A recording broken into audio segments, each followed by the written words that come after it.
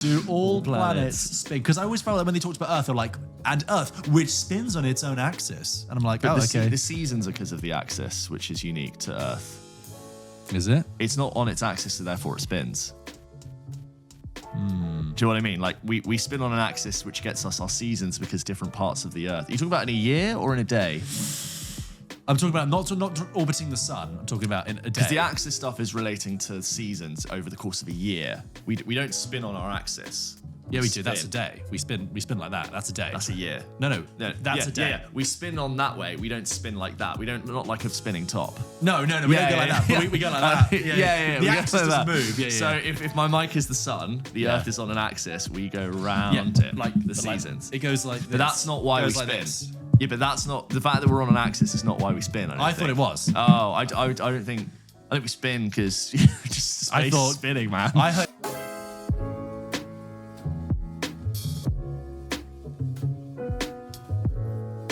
A few weeks ago, when Anna and I were at the cinema, I can't recall what we were seeing.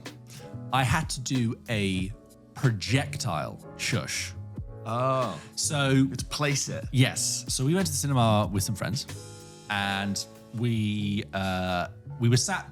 They booked the tickets. Yes. So we were sat where we wouldn't typically sit, James, which is absolutely fine. You get with other people. Yeah. But we walk in the auditorium and our seats are like immediately to our left. And I'm thinking, I don't normally sit this far back. I definitely don't sit to the left on the other side block, but that's okay. I'm with other people. You're with friends. You're I'm off with the friends. hook. It's not a business thing, you know. I don't want to put it in there. We're also going Friday night, time I never really go to the cinema, try and avoid peak times because you get peak people.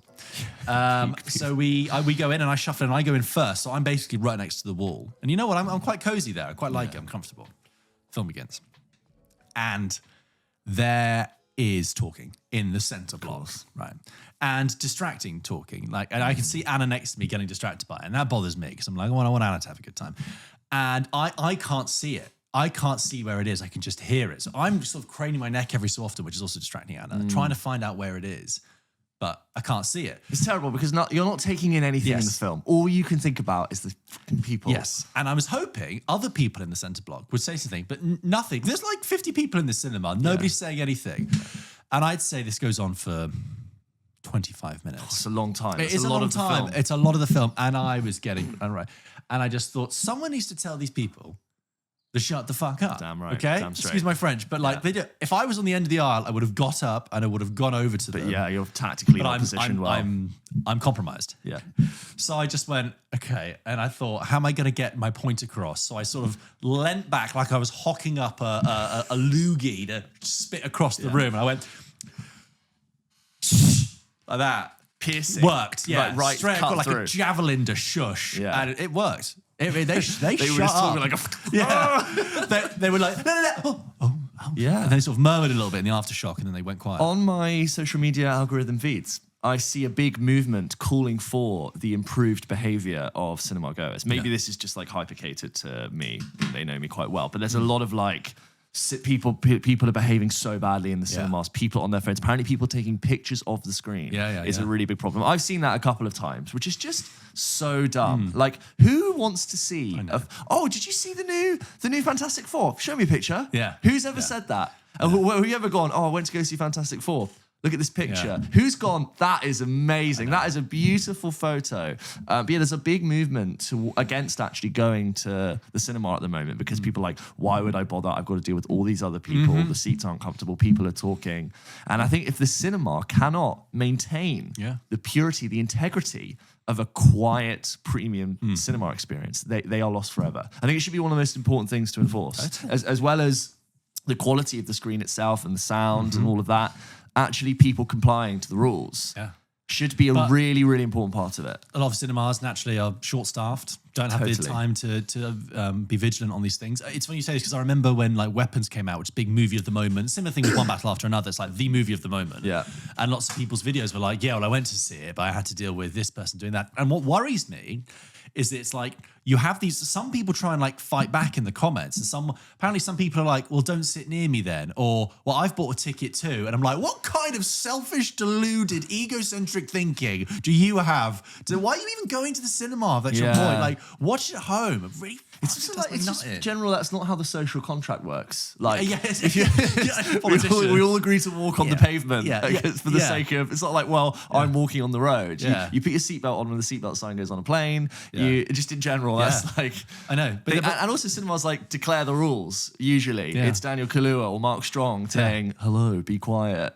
They literally do tell you. The social contract is broken, James. You're absolutely right. It's not just in politics, it's across culture as well. It's simply like if you go to a restaurant, there might be someone next to you on the phone, vaping, in the queue to get coffee, you were ahead of me, sir. Therefore, you are entitled to coffee first. We've all Unless agreed. you literally go, oh, no, sorry, you please go. Yeah. It's not written, it's just known. Yeah, it's what does Mark and Peep Show say when he's like, there are systems in place for a reason. Jerry. If it wasn't for that, we'd be lying in our own shit at wasn't if it wasn't the miracle of consumer capitalism, we'd be lying in our own shit at 43 with rotten teeth. When they were all doing MGMA in his flat, it's like, listen, no, it's over. I didn't feel anything. I'm putting on BBC Radio 4 and you can all just fuck off. Look, you're not a bad person, but I have to say you are a moron. Now he's stumbled into David Mitchell impressions on Peep Show. That really bothered me. But actually, one thing we haven't caught up about, you went to see The Roses with Talia. I did. Yeah, what did you think of that? Really enjoyed it. God, I completely forgot that I'd seen it because I really was like off duty to go and watch it. Really fun, really smart. That house, George. Oh, which one? The one. The second one. The second one. Yeah. I mean, wow. It's not real though, is it? It's a set. It's a set. It must be a set. It is. I hate to break. I'm sorry. It felt really real. I was like, this is a beautiful house. No, I think it's a set. When they go outside for drinks on the balcony with Andy Samberg, I was like, it's a green screen. But like, fictional house. What I will say, like, I really enjoyed the movie. I think they're both having so much fun, and I totally sort of like got into the premise, and it got sillier and sillier. The whole California setting doesn't work. I told you. It really doesn't. Annoyingly, I did have that in my mind. Sorry, but no. I think you would have spotted it anyway. I think I would have spotted it. To your point, the shape and size of doorways, corridors, houses, rooms is not Californian. I don't care if you've flown over Andy Samberg and Kate McKinnon. It just clearly wasn't California in any way. Like, it still didn't take away from my enjoyment of the film and just how fun and silly it gets. And like right towards the end, the very last gag, I think is quite good fun. But yeah, no, I think it's really good fun. I did feel the length a bit, if I'm honest. Like it is a longer film. Yeah, but they take time to establish the relationship. Yeah, I think they're great. Cumberbatch in particular, one of the best Coleman. I thought friends of the show. This is in the opening when his building on the scene stories. That really felt like green screen to me. But I was kind of happy to suspend my disbelief. Like, when they were reacting at this thing, I could clearly tell there was nothing there. Maybe the eye lines weren't quite right. And I was like, this doesn't really work. Well, that was, I thought just check on that. Because, you went to see it off duty. Yes, so very much off-duty movie. And I didn't have my internal monologue going. Busman's Holiday. I thought that was a beautiful real house. I'm sorry. I was going to hopefully purchase beautiful. No. Welcome to episode 201. What? Now, we know what you're thinking. Did we miss the thing? No. Episode 200 is next week because that's when we're doing our live show. You can still buy your tickets, by the way. Yeah. That's when we're doing the live event. But obviously, we still have to put an episode out this week. Due to venue availability, ipso facto, vis-a-vis. So we did a little switcheroo. You've not missed anything. Time heisted it. Episode 200 will be next week. We've done it Memento style. Yeah. We've done 201 first. Oh, that means it's not actually your 200th episode. Well, you know what? You can't come. You do 200 episodes and you tell me how easy it is to factor into find a venue in Central London London. venues. No, really exciting. Episode 200 is next week. But everyone's thinking, we're already excited for episode 200. Yeah. That is happening when we're ready and we're excited for it. But in the meantime, the show must go on. And it does. We have Without two fail. films to talk to you. James has been away, but I've caught two films about American sportsmanship and the obsession with being great. Yeah. One is The Smashing Machine, starring Dwayne "The Rock" Johnson, who I'm going to try and call Dwayne Johnson because obviously he is trying to drop The Rock moniker. But I've realized I've called him Dwayne "The Rock" Johnson for so long that I assumed that like he might be like, please, The Rock Johnson is my father. You can call me Dwayne. I think he's like, I love the Rock moniker. I don't think he like is ashamed of it, but he's like, my name is Dwayne. But if Johnson. he wins an Oscar for this film, they're not going to go. And the Oscar goes to Dwayne The Rock Johnson. Dwayne Johnson. We're talking about that, and we'll also be talking about him. New movie. Can I just say, great name, Dwayne Johnson. Hi, Dwayne Johnson. Yeah, and Emily. So I went to the screening, and Emily Blunt calls him DJ. Apparently, all of his friends call him DJ. That's cool. I met That's DJ cool. doing Jungle Cruise. DJ, yeah. And then I'll also be talking about new psychological thriller Tom movie. Cruise Him. TC as well. TC. Because you know who you're talking about. So yeah, so it was with TC as well. Yeah. Who's that? Terms and conditions. Tom Cruise. Yeah. We call each other, yeah. Then we'll be doing some emails as usual, guys, and ending with a game. So stay tuned for these lovely movies. Should we go on with it? Okay, let's do Him, first of all. New psychological thriller / horror movie produced by Jordan Peele, not directed by, as a lot of people are assuming from the marketing. Jordan Peele's involvement has been quite overplayed, I think. I think people are forgetting this is actually just a film directed by Justin Tipping. Do you think he got it on his desk and went, Well, yes, I'm going to talk about the relationship between this and the rest of Jordan Peele's filmography. Yeah. Directed by Justin Tipping and starring Tyreek Withers, Marlon Wayans, and Julia Fox. I had the opportunity to speak to Julia Fox for this movie. Check out our socials, Instagram and TikTok, for clips from that are going to come out. But Him, the story of Him, is about the film opens in the 90s, and a young boy who's the main character, called Cameron Cade, is watching an NFL game with his family, and they are obsessed with this. The team are called the Saints, and it's like game day. It might be the Super Bowl, and the star player is Isaiah, who is played by Marlon Wayans. And this kid, this young boy, is like enraptured by him. And his dad keeps saying to him, like, that's the GOAT, that's the guy, he's the best. And in this match, he gets an injury, and it's like quite bloody, it's quite shocking. But then we see through a montage that Isaiah White has a comeback, and he succeeds, and he is like one of the greatest quarterbacks of all time. But cut forward to now when young Cameron is now grown up. He himself is now an American football athlete, doing very well, a promising star and looking to be the next big thing. Meanwhile, Isaiah is now reaching sort of the end of his career, and there's talks about who's going to pass the baton down to whom. You know, Isaiah is the GOAT, was the GOAT, very much like a Michael Jordan kind of character. Who's he going to pass the baton down to next? And through a series of set of circumstances, Cameron is contacted by Isaiah and says he's tapping you to join the Saints, to take his place as quarterback. And he goes, oh my God, this is so exciting. I've loved them, forever. And he says, you need to go to Isaiah's compound where he lives and train with him for a week to get ready for it. Sounds fantastic. That's great. His wife is Julia Fox in this, who is a sort of, she said in an interview, and I did say this to her when I saw her face to face, though she kind of distance herself from her own comments, but it's a kind of the Gwyneth Paltrow of wags is what Elsie is like in this. She kind of looks like Julia Fox, but sells like jaded butt plugs and jade butt plugs and sort of crystals and sort of a twisted weird version of goop, and she kind of drifts in and out of the movie. Fine. We then focus on a week of training at Isaiah's compound, which is a very kind of cult-like, bizarre, almost bunker-esque place in the middle of the desert, full of concrete and harsh shadows. And the sports coach is played by Jim Jeffries, of all people, the comedian Jim Jeffries, the Australian comedian? Maybe. You put him up, you'll be like, oh, that guy, yeah, he's in it. There's also Tim Heidecker. And he's spending. You got him? Oh yeah. You know what I mean? I was really?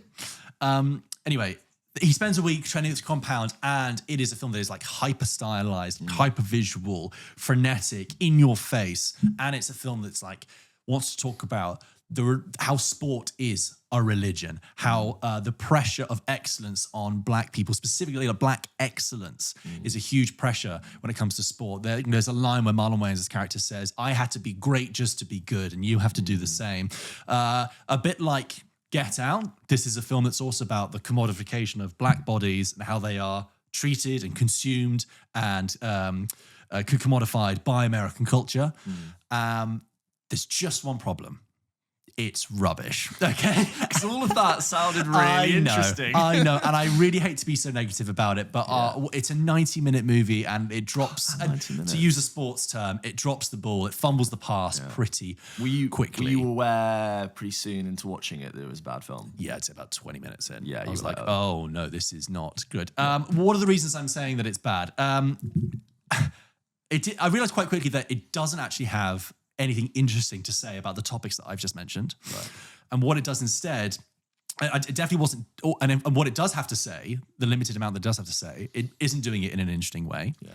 And what bothered me instead is that it goes for this very hyper stylized way of delivering the movie. Like it makes Emerald Fennell look like Ken Loach or something. It's like really, really in your face. It feels like, it's kind of quite aggressive, insistent style. And that really started to bother me because I'm like, you can only do this if you have actually something to say. Stop trying to like throw flashy, stylish imagery in my face when you haven't really got anything to say. There are moments where I think there are bits missing from the film that they've tried to fudge over with the kind of hyper frenetic editing. Right, yeah. Because characters will say something or refer to things and I'll go, that didn't happen though. Or what are you talking about? That wasn't shown. Kind of like the one too many dreamy sequences in Don't Worry, Darling.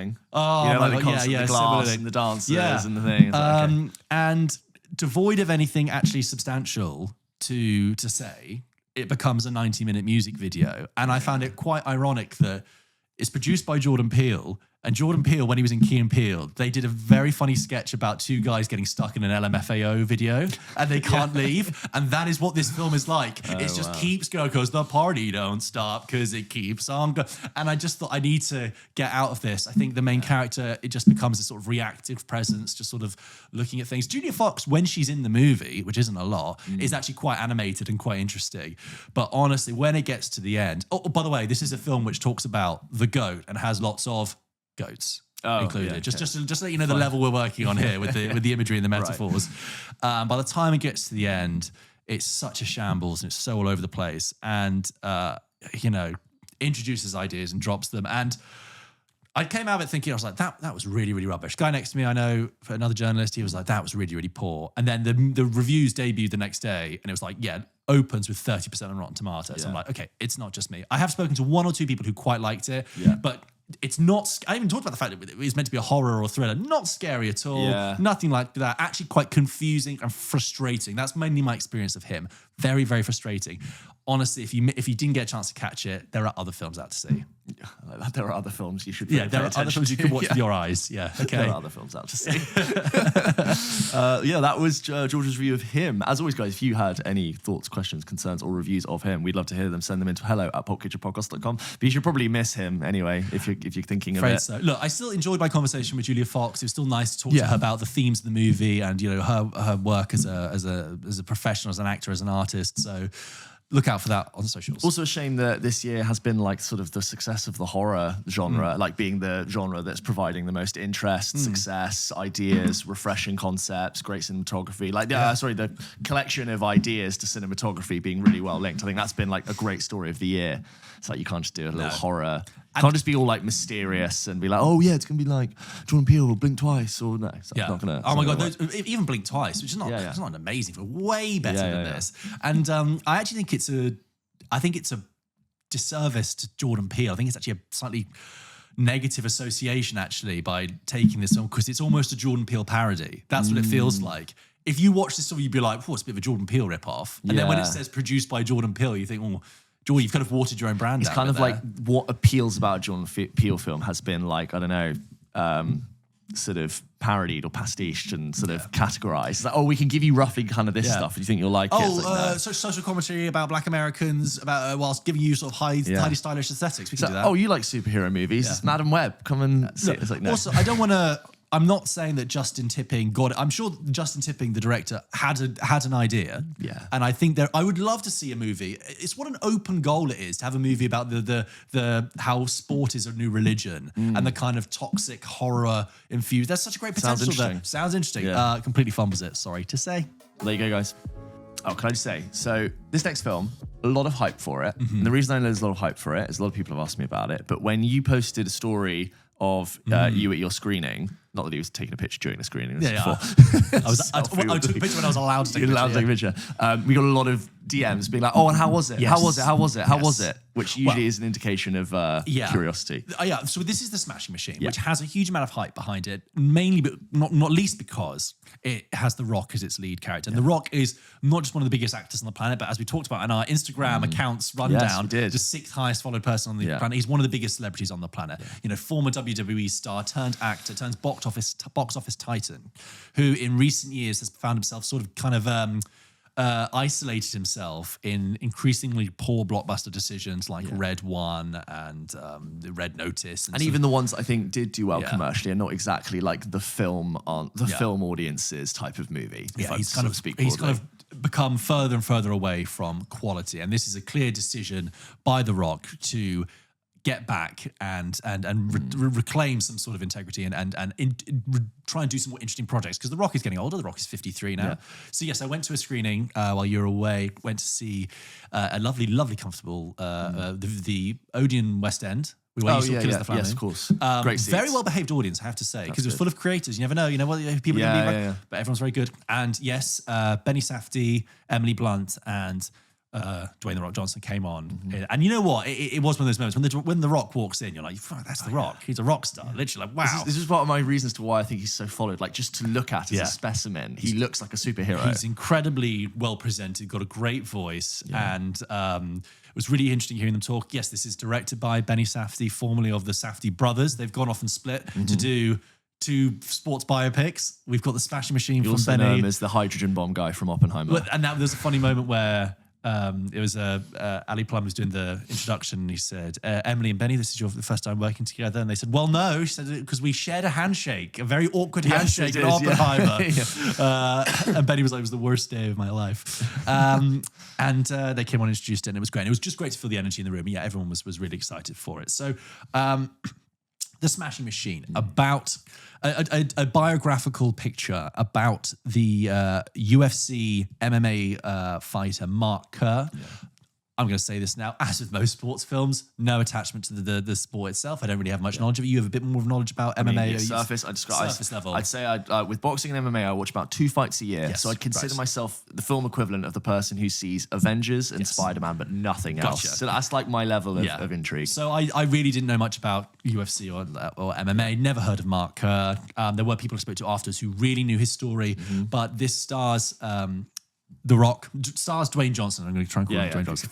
Stars Dwayne Johnson as Mark Kerr, and this takes place over a period between 1997 and 2000, a very specific point in Mark Kerr's career where he is at the top of his game. He's basically already conquered America. He is an unbeaten fighter in the UFC. During this time, the UFC is expanding, and it is actually playing matches in Japan, but it's not called the UFC there. It's called like Pride or something, like or Strike or something. It's a different brand name, but the concept is the same. He is with his girlfriend called Dawn, who is played by Emily Blunt, and they have a sort of highly intense, loving but hot and cold relationship. And the film sort of opens with a great montage showing why Mark Kerr is the physical dominant person, why he is the main fighter. And when he goes out to Japan, he's on his own negotiating deals. There's a hint that he's getting ripped off a little bit in the money. He's a bit short money. We're also aware of the fact that he's addicted to painkillers, that he's keeping that very discreet and low key. And it is based on a true story. I think it's just important just to set up the movie that he goes out to Japan and he has a fight, and through certain circumstances, he doesn't win this fight. It's the first time that's happened. And that kind of kicks off a new chapter in this fighter's life. And that is what the film is focusing on, this specific turning point in Mark Kerr's career. And Benny Safdie has talked about how Rocky 3, of all the films to sort of draw inspiration from, Rocky 3 is the example he drew a lot from The Smashing Machine, which I've not seen any Rocky movies except for the Creed ones. And there's something about the trajectory of Rocky and Rocky 3 that he wanted to borrow and bring into this movie. I think it's also worth saying this actually isn't a problem in the film and not noted, but like Mark Kerr, in the period of time that the film is set, was like 28 to 30. The Rock is 53. Yeah, okay. But it's just never a problem. His age is never brought up. And because you actually see The Rock in the ring, looking how he does, doing all the fighting, you never question the verisimilitude, the authenticity of him actually doing the fighting. Right. And also because Emily Blunt is also closer in age to The Rock, they've created a nice illusion that this is all work. You know what I'm saying? Emily Blunt is like, she's not like a 25-year-old girlfriend. Yeah. Emily Blunt doing very good work, by the way, sadly resuming the role of anxious wife from Oppenheimer and A Quiet Place. But nevertheless, always great to see her. She is fantastic. So, The Smashing Machine. I think I'll talk about what I really liked about it. And I'm aware, again, there's lots of hype about this movie. And I'm not going to talk about any more really about the plot because I don't want to spoil anything. And it's also just not that kind of movie. What I really love straight away is that the film strips back all sporting movie cliches. We talked about when we saw F1 that we liked many things about it, but it was like sporting cliches. I got a bag of them. Let's pepper them throughout this long movie. And Benny Safdie has pulled it back and has kind of gives a kind of completely different approach, which I found really refreshing. And like I said, it's focusing on this very specific point in his career when he's already on top. So it's not this kind of like triumphalist kind of tone to it. It's a very different point of his career. It's not to say that the film isn't. It's not to say that the story isn't. It is treading fairly familiar territory that we're used to in other dramas about addiction and sort of a wounded fighter being knocked down and having to train themselves up again. That's kind of fairly familiar. But I really appreciated that, like, this triumphalist tone that we're used to in sports movies. It's kind of been wiped clean, and Benny's doing it to something different. Let's talk about DJ. Let's talk about The Rock. He is great. He is great. It is a very good performance, and I'm actually not that surprised because it's a guy who started in WWE, moved into movies. He's had performance in his life the entire time, and yes, he's also. Not that he needs to be Daniel Day-Lewis or anything, but like he is playing another fighter, so it's not the biggest stretch for him. But I'm not trying to diminish his work in this. I think he's doing great work. Also, like fighting, performing in the way that wrestling is like true to like bring it all the way back home for him. Right? And those ring fights have a real true authenticity to it. I think he is very good in this. I wasn't thinking, oh, that's The Rock. I think he carries himself really well. He's had minor. In the way they've done something to his eyes and his sort of eyebrows in this to sort of make him look like he's got something going on, doesn't he? Yeah, something, but it's to just sort of slightly distort your vision to not be like that's The Rock. But I think he's doing great work. People are like, oh, is he going to win an Oscar? I'm like, I almost feel like that conversation is out of our hands, unhelpful. Just enjoy the fact that The Rock has done a really good performance in this movie. Emily Blunt, like I said, always doing great stuff. You also have. In this, the name of him, I just need to pull up, is UFC fighter Ryan Bader. Sorry, MMA fighter Ryan Bader is playing Mark Coleman in this. Mark Coleman was Mark Kerr's best friend, fellow fighter, and also trainer in a capacity. And you also have Bas Rutten in this playing himself. Benny Safdie, I think, is the real triumph here, though. I think with all the stuff talking about The Rock, I think Benny Safdie is the one who's really showing some great skills. I feel like he just, like I said, the film is not necessarily that novel in its story, but he really elevates it. And one thing to talk about is like the sound design in it. When you get in the ring, the punches really hit and they crunch and it's nasty and there's people were wincing and sort of shrieking back from it. And I saw an interview where Benny Safdie talked about how they did the sound design for the punches, and they actually had like a piece of meat that they would hit to get the sound, and they would make different sounds. He said, I wanted the first punch to sound like you're hitting skin. I want the second punch to sound like you're hitting muscle, and I want the third punch to sound like you're hitting bone. And your face there says it all. And there are some really uncomfortable moments of violence. But when they go in the ring as well, it switches into this kind of frenetic jazz drumming, Whiplash, Birdman-esque headspace, which is just really important in capturing it. And like I said, I never doubted the fighting. I could really see the kind of the sweat and the blood and the muscles in the ring. I also think it has some just fantastic uses of music in this. Some of my favorite I've seen in a long time. There's a specific use of Bruce Springsteen's Jungle Land song, which is played during a sort of an argument scene, which is very present in the scene. It's not like it's playing on the radio in the background. It's very much in there, but it feels like the third voice in the argument. And the way it's layered in and interjects is really strong. And I thought, wow, that's really, really beautiful. And I think in general, that what I liked is that there are individual moments during this movie. I was like, that's really strong and beautiful. They go to, again, this is not major plot details or anything, just observations. Like they go to a carnival, him and Dawn, and they watch it's not, I don't know what the name of the activity is, but just cars just smashed together. It's like monster trucks. They're not monster trucks, right? Yeah. But, and he's watching that, and everyone else, I know, everyone's having a good time, but he's not. And there's like this nice parallel with just the blunt violence, these cars smashing against each other. There's a training montage to My Way, and in that he's training hard and he's thinking about his steps and the way that the camera sort of captures him practicing his movement is like a dancer. It's like a ballet dancer getting ready for something. And I really like that. The whole film, by the way, looks gorgeous. It's really shot beautifully. And there's also a needle drop, another use of music towards the end of the movie. So we almost had the opportunity to speak to Benny Safdie. It didn't work out. But there's one needle drop that they use, which is a song called Corridor of Dreams by this band called Cleaners from Venus, right? And I know that track, and it's by a guy who basically did his own music in his garage in the 80s. And I love that song. And when it started to play, I was like, I have never, ever heard a film use that song before.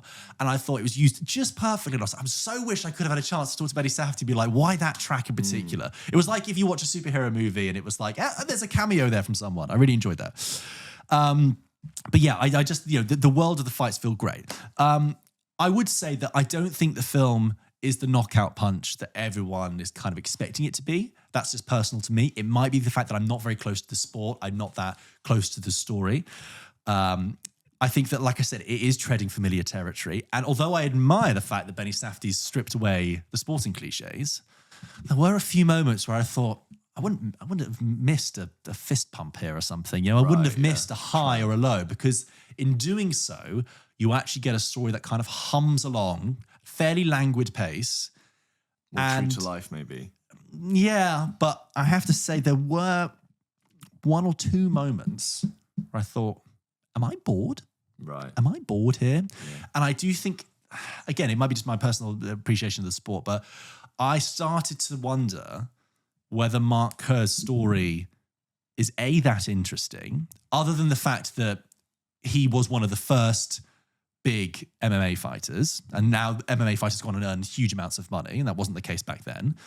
But it's also that the specific period we focused on between 97 and 2000, I kind of thought, I think there's a darker story here with Mark Kerr, or more interesting story that goes into his twilight years and looks at his, the effects of head trauma and being in the ring for that long. And I just sometimes felt that every time the film was sort of going to somewhere quite dark, it just pulled its punches a little bit, ironically. Not to say there are moments of great emotional stress in this and that are very powerful, but I just wondered, and someone mentioned to me afterwards that The Rock is producer on this movie, don't forget.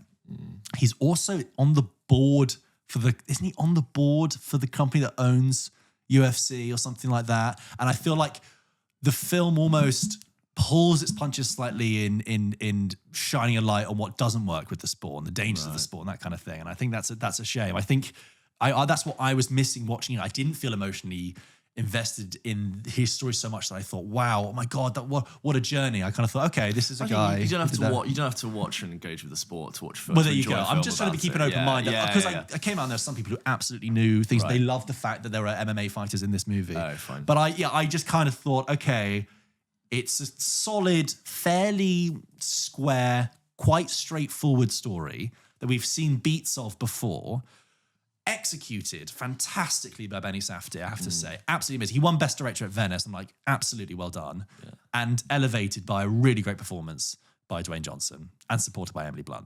Style-wise, is it represent quite a departure from that Safdie brothers style that I think became really distinct from those two in terms of like frantic, slightly neurotic, fast-paced, heart attack type cinema? Obviously, this is different. Yeah. Would you say this as a story about Mark Kerr is very different? Pacing-wise different. Yeah.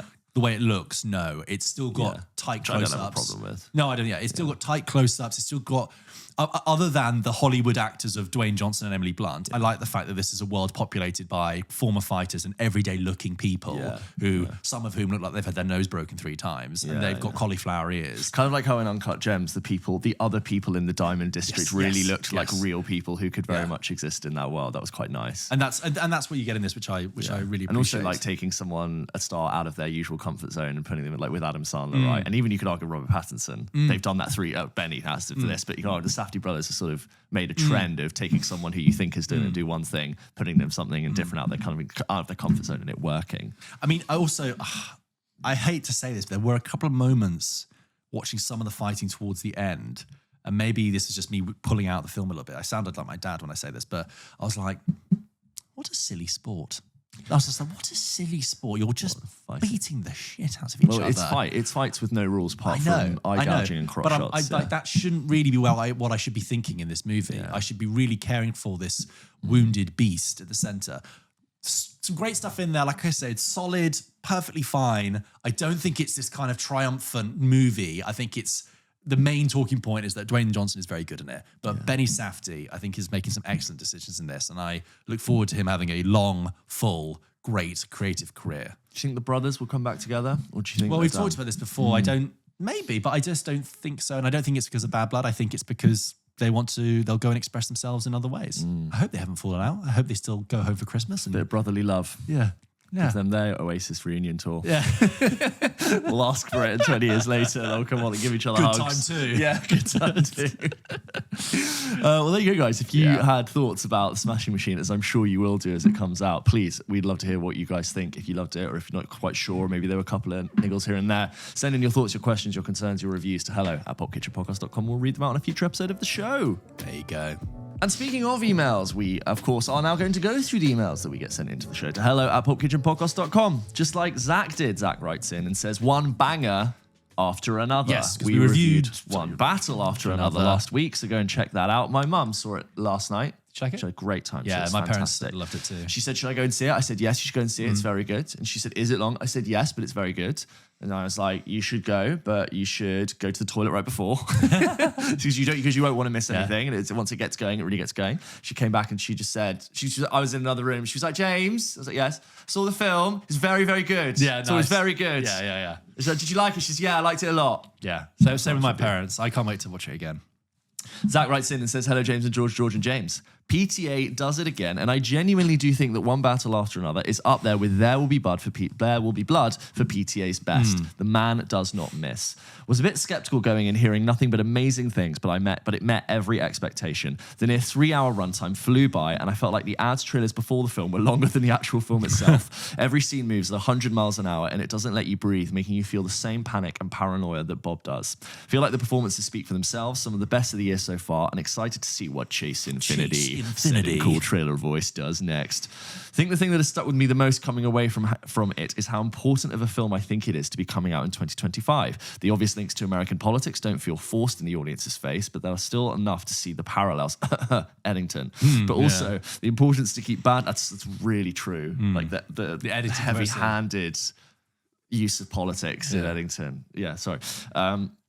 But also, the importance to keep battling and questioning authority / people in power is a powerful message for both the army and people in the French 75. Not to mention the film's ending being simple and sweet, made for a hopeful ending rather than sweat, as they write simple and sweat. Yeah, simple and sweat, made for a hopeful ending rather than a massive action sequence with large explosions, which I feel like in the hands of another director, it could have missed the point of the ending. Lastly, I do love the way that the men in power in this film are emasculated by increasingly humiliating and humorous ways as the film progresses. Sean Penn's character being a joy to watch, continuously embarrassed for 3 hours straight. Sorry for the long email. Good luck with episode 200, lads. Look forward to listening to the live episode. Kind regards. Zach also just sends in another little addition. Says, to wait. Sorry, did you have anything to add on just one battle there? I think Zach's made some good points. I agree. I agree. Just like still talking about politics, having so much more to say about politics without ever just like overtly throwing it in your face. Yes. It like presents you with characters and story that are inherently personal and political. It's much nice way to put that.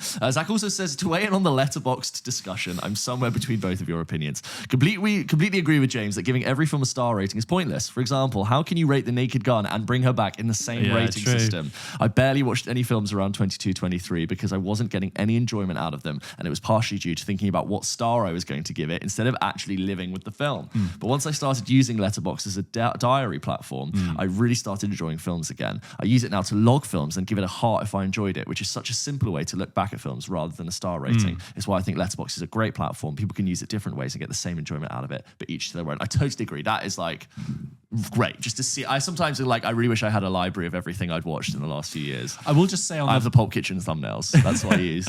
I will just say, Zach, on your point about Naked Gun and Bring Her Back, good point. What I would say is although you can give those films the same star rating, they're not in the same rating system. It's like when you rate Naked Gun with a star system, you're giving it how well you think it's executed itself of being the Naked Gun. Yeah. And with Bring Her Back. It's how good it is at being Bring Her Back. How good it is as a horror film. But don't put the ratings next to each other and be like, well, that one's better. It's like, for who? What mood? What environment? What type of thing are you trying to do? This next email is from Cameron, who writes in about one problem after another. Whoa. Dear George and James, hope you're both doing well. I'm fresh out of my screening of Oba, one battle after another. Although after my experience, it was more like one problem after another. Oh, no. I decided to watch the film at the Odeon Leicester Square, presented in VistaVision. Which is where we saw it. Absolutely. It was expensive, but I'm a sucker for stuff like that. After the trailers, but before the film played, a staff member walked onto the stage to introduce the film and gave a speech about the cinema being being one of 3 in the world to present the film as it was intended to be seen. He then walked off stage and the lights began to dim. However, just as the projector started to hum, the curtains in front of the screen began to close. I thought it was odd, but that maybe was for a reason, until I saw the right-hand curtain being violently tugged back, as if some 20-something staff members were trying to desperately to force the drapes into submission. After 20 seconds of struggle, the right-hand curtain had been pulled back. The left side, however, was still covering half the screen, and to make it even more awkward, the film had started to play. Now, I'm no expert on film projectors, but I'm pretty sure once you start them, you can't just hit pause. About 15 seconds played before finally the image cuts to black, and the staff started tackling the left-hand curtain. After finally succeeding, the same person who gave the opening speech walks out with his microphone, begins to speak, only to realize his microphone is turned off. So he simply said, "This microphone isn't working," and walked back off stage. Interesting approach. He then walks back out and just projects to the auditorium. He apologizes for the malfunction and reassures us the film will play very soon. Wow. He was right. The film did start to play, but what he didn't know was that a mechanical wire, which was part of the questionable curtain system, had come loose while someone was tugging it to it. This meant there was a black semicircle across the top right corner of the screen.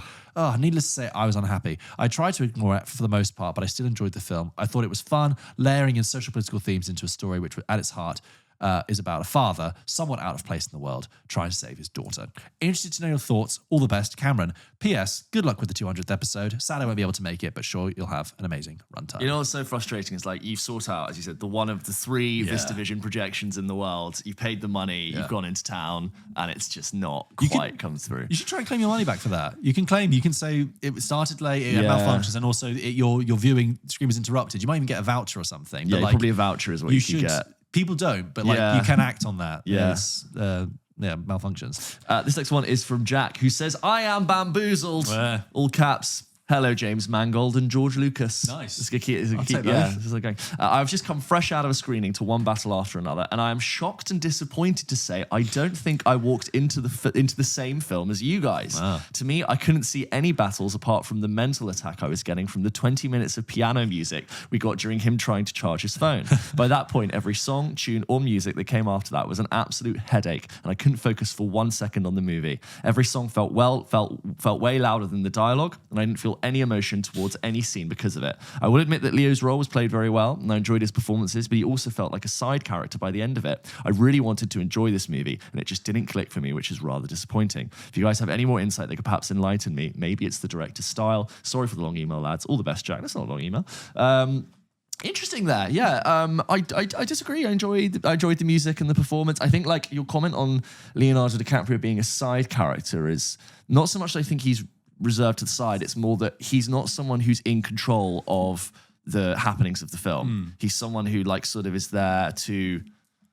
I mean, yeah, I don't want to spoil it, but like he's not sort of like incremental to the happenings. He's kind of powerless in a lot of ways, but still trying to do what he's trying to do. It didn't make he was less interesting to me. I disagree. I'm wondering, when you say like maybe it's the director's style, it's like, are you not familiar? Did you go see this as a Leonardo DiCaprio film, or are you familiar with Paul Thomas Anderson? Did you go see it because you like Paul Thomas Anderson? Maybe. I think some people approach it for different reasons. Could be. I think you and I are seeing it because, well, the thing is, Leo always works with good directors, but I feel like we're seeing it as a Paul Thomas Anderson film. Maybe. Leo's in it. But then again, like, I don't think my mum is like, oh, of course, the film. No. I think like she's just gone in to see it for. She would have gone in to see it because it's Leo. Exactly. Yeah. No. There's no bad one either way. Okay. Next one is from Ross, who says, "Hello, my delightful pulpy pals." Your old mate Roscoe here. It's been a hot minute since I've emailed. Not your fault, but I've been lambasted with some sort of a film rut. That's okay. Thankfully, I'm all better now and I'm back in the game. Think of it perhaps like the film watching equivalent of having an ACL sporting injury. Of course. I was just catching up with your episode on Leonardo DiCaprio's career. I've always had an enormous admiration for his work, and I even named my eldest son Leo as a tribute. Wow. His mum is unaware. I was getting into the episode where my nose is put all out of joint. You had both chosen to neglect one of my favourite Leo performances. Therefore, I feel it my duty to rectify and mention Sam Raimi's 1995 Western film, The Quick and the Dead. It's by no means Leo's movie, but he plays a brilliant supporting role as Kid, an arrogant but incredibly likeable gunslinging rogue. You are the only person that's your favourite Leonardo DiCaprio performance. The movie itself is just so enjoyable, with a terrific evil bastard of a role for Gene Hackman and great characters for Sharon Stone, Russell Crowe, Keith David, and Gary Sinise. It's a bit silly, but falls really nicely into one of those high-concept 90s popcorn flicks. If neither of you have seen it, I'd recommend it. I'd just say, by the way, that Leonardo DiCaprio extra episode that we did that I would have planned to be around 30, 40 minutes, it ended up being over an hour because especially after a certain amount, every single one of Leonardo DiCaprio's films, as we said on the show, is at least very good. Yeah. It's solid. There's only maybe The Beach is one that you could say, towards the end. But all of them are great films that we've seen that we wanted to speak on. So yeah, that's why some of the really early ones with one scene didn't quite make it into the conversation. One final thing. I'm embarking on a challenge to watch all of the Academy Award Best Picture winners, and I'd like to implore your listeners to join in. There you go. I randomised which one is next to negate my near 30-minute selection dilemma, which always plagues me. That's good. And so far I've watched The Sound of Music, Rain Man, which I've both enjoyed for largely different reasons. My next spin landed on 2005 and will be an intriguing first watch of Pause to Quiz another. My next spin landed in 2005. Oh, I see which one. Yeah. Pause as if we were doing the quiz. $1 Million Baby. They will be catalogued on Letterboxd. User handle Roscoe22. If anyone is interested, all the best. Congrats on 200 episodes. Mind how you go. I'm a big fan of relinquishing the burden of choice. Just going, the machine. It said $1 Million Baby. So therefore, I must $1 Million Baby this evening. Did you see $1 Million Baby? No. Oh, I think a bit on a holiday. No, I was going to say no. Once I was like, yeah. This next one's from Craig, who writes in, says, legacy sequel that hasn't happened yet. Good day, gents. I really loved your episode of legacy sequels recently, and it got me thinking about legacy sequels I'm surprised haven't happened. Say legacy sequels again. Legacy sequels. One thing that springs to mind is, now stay with me here, Armageddon. Okay. You have a star-studded cast who are all now legacy actors. Aerosmith on the soundtrack, ridiculous plot, space, global threat, explosions, and one of the most movies that has ever movied.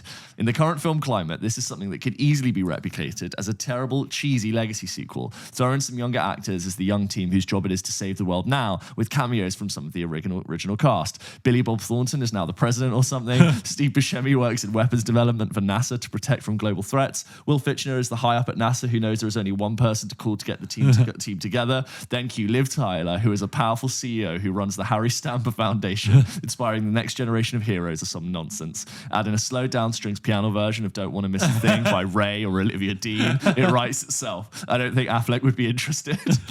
What do you think? Who do you think would be on the young team? Ariana Greenblatt, Hannah Buchanan, Jack Champion, Walter Scobell, Sadie Sink.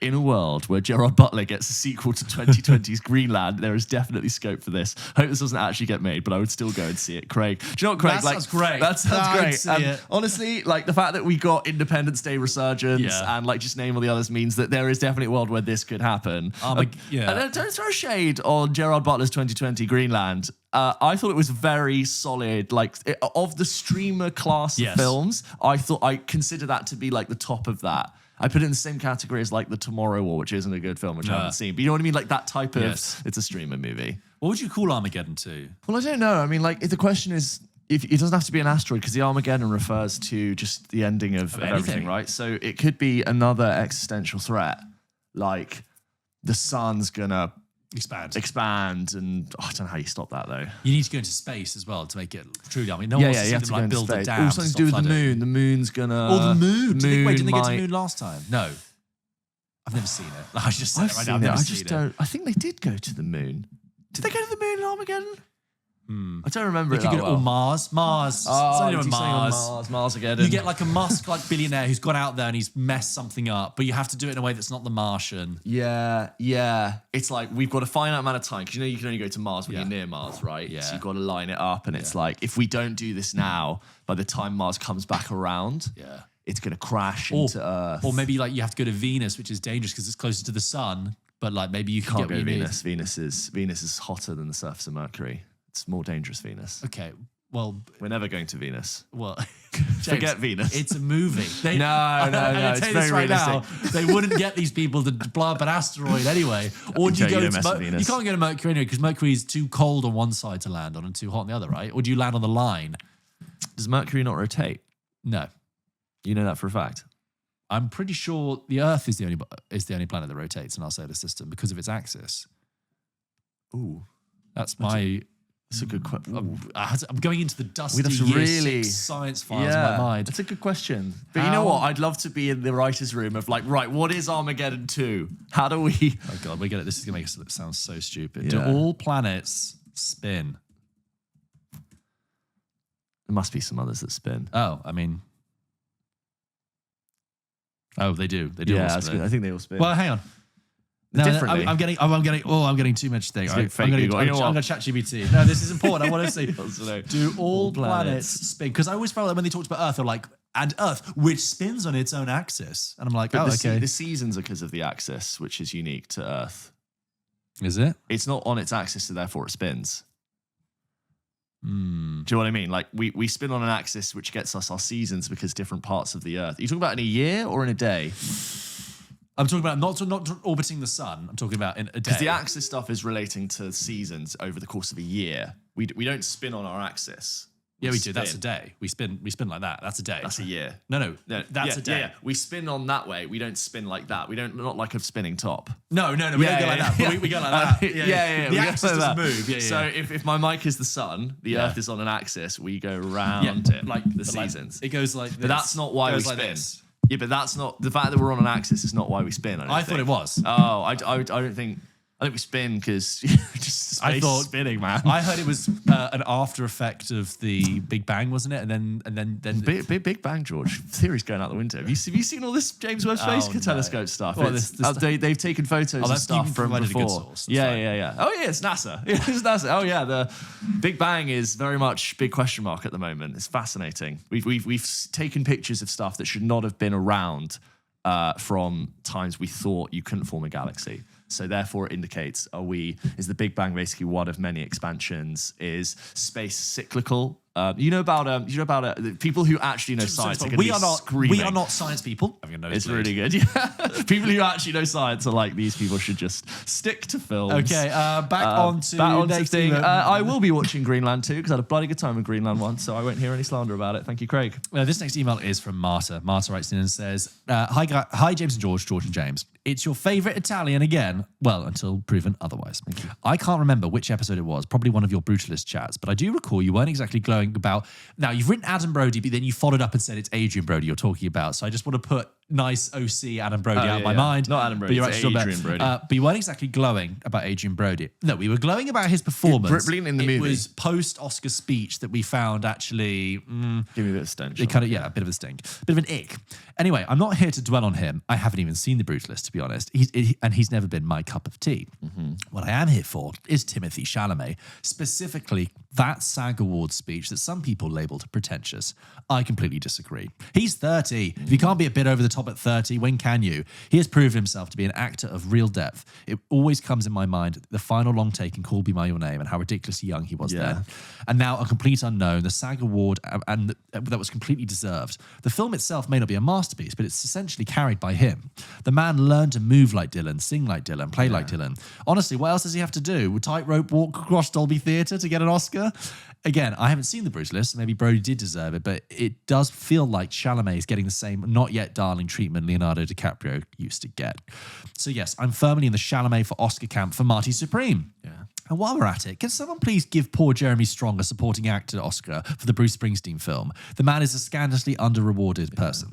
Signing off before I start sounding like Hugh Grant. All the best from Milan. Thanks for everyone. You're a joy to listen to. Marta. He was also great as Roy Cohn. Roy Cohn. Yeah.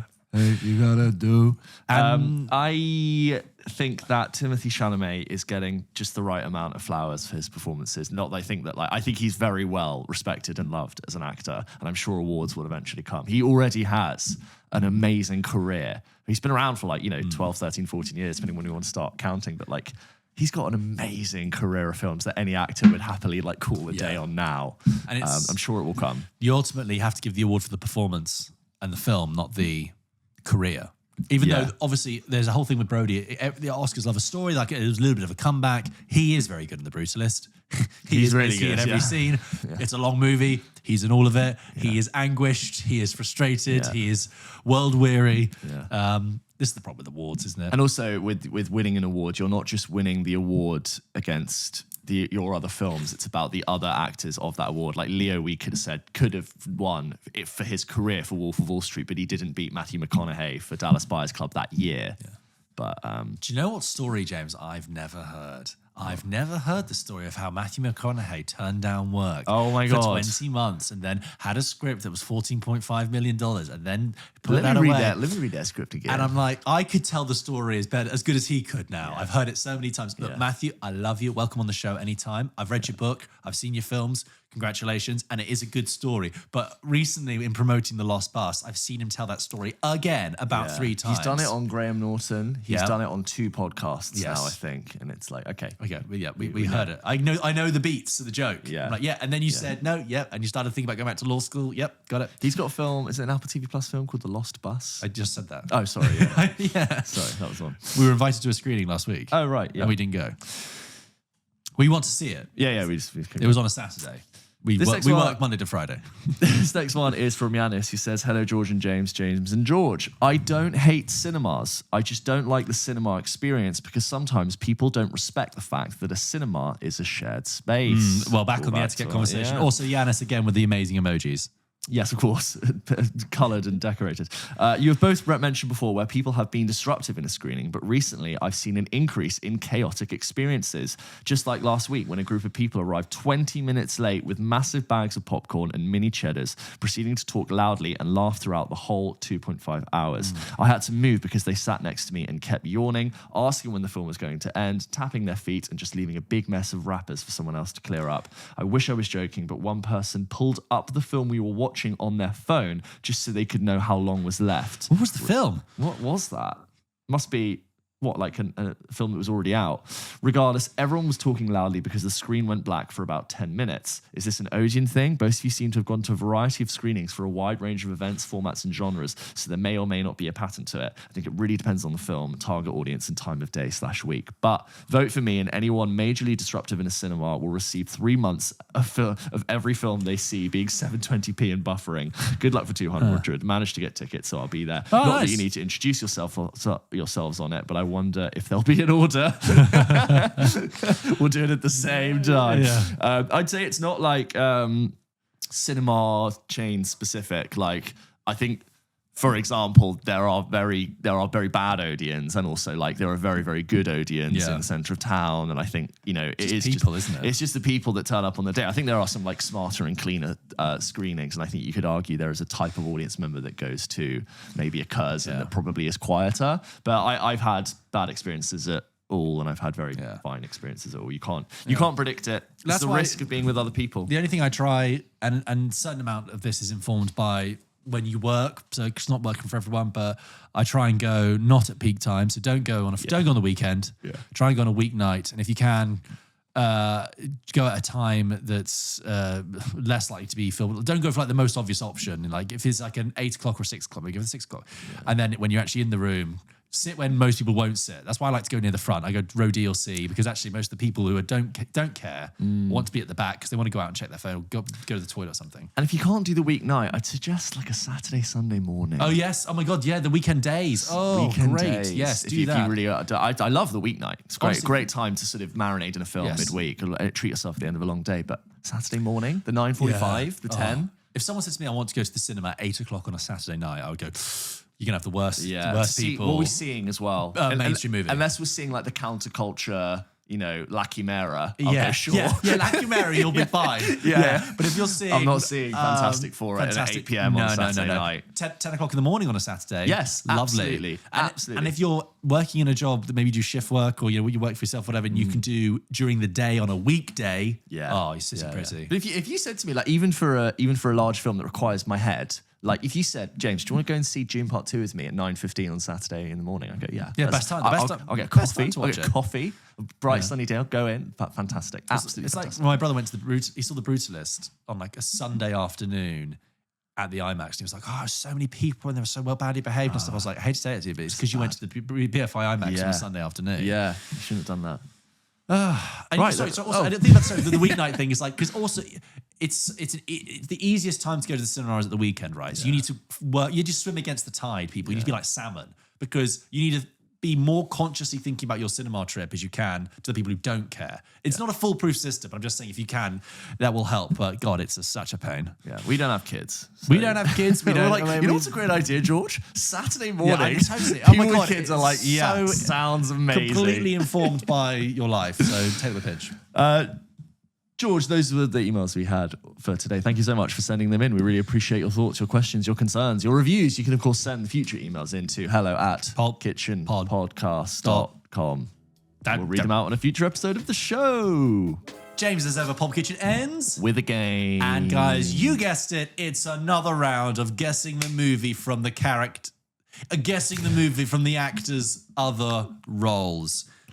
We do seasons of games. It's kind of like, one season the sound game's in, once it's guess the movie opposites, and it's like a language game. We must travel with it. We indeed must go. It keeps it interesting for us, and hopefully for you guys. So, James, I have another selection of films where I'm going to describe the movie plot to you, and you have to guess it from the actors' other roles that I mention it. We'll never know how to describe the game. How to pithily describe. Okay.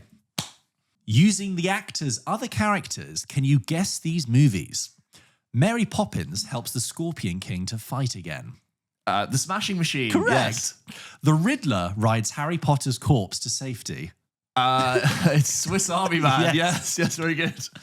Rick Dalton flirts with Bella Tarr while taking to the skies.